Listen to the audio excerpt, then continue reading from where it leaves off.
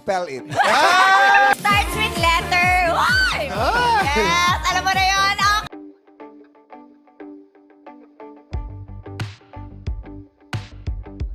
Bunot na naman nga ngayong araw si Chinita Princess Kim Chiu sa kaniyang Showtime co-hosts. Opening spills pa nga lamang ay lamog na agad sa pang-aasar si Kimi. Nagumpisa nga ito nang maipasa kay Kim Chiu ang katanungan sa kanilang guest performer na kung kanini ibinigay ang love noong nakaraang Kapaskuhan. Kinorner nga ni Bong, Jong at Teddy si Kimi at tinanong na kung ikaw. Agad naman itong sinagot ni Kim at sinabing, I give my love, grabe napaka-OA. Ang dami kong pinagdadaanan, pwede bang sa sarili ko na lang?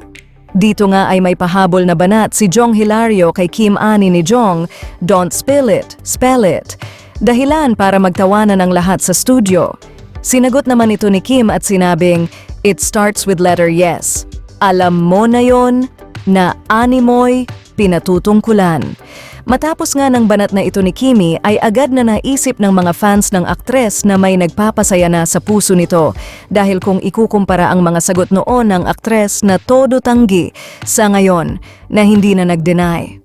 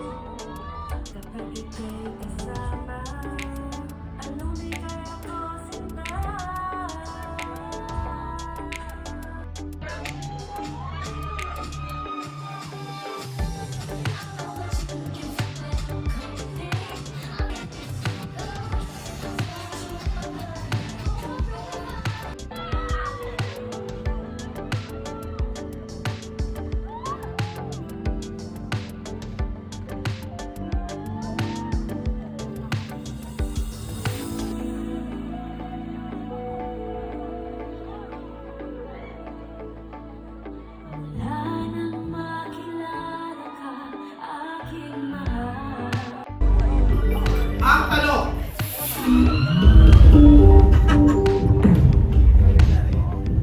noong panahon ng Kastila,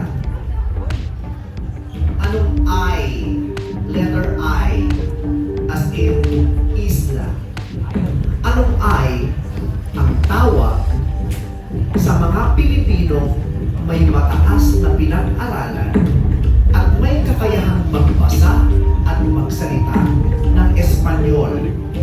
Ang literal na kahulugan nito ay the enlightened ones. At ilan sa kabilang dito ay si Jose Rizal, Marcelo H. Del Pilar at Mariano Ponce. Ano ito ay na tinutukoy ko na tawag sa mga Pilipino may mataas na pinag-aralan at may kakayahang magbasa at magsalita ng Espanyol. 5 segundo, magkasagutin ng tama, 200,000 pesos. Anong sagot mo? Dan, go! Ang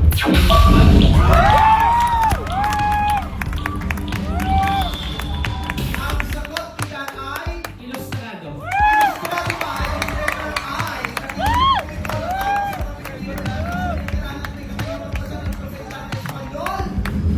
Ang literal na kahulugan nito ay the enlightened ones.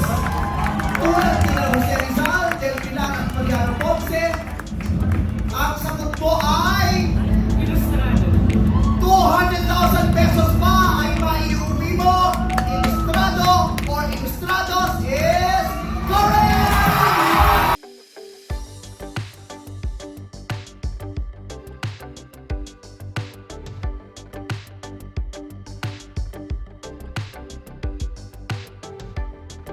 Makipag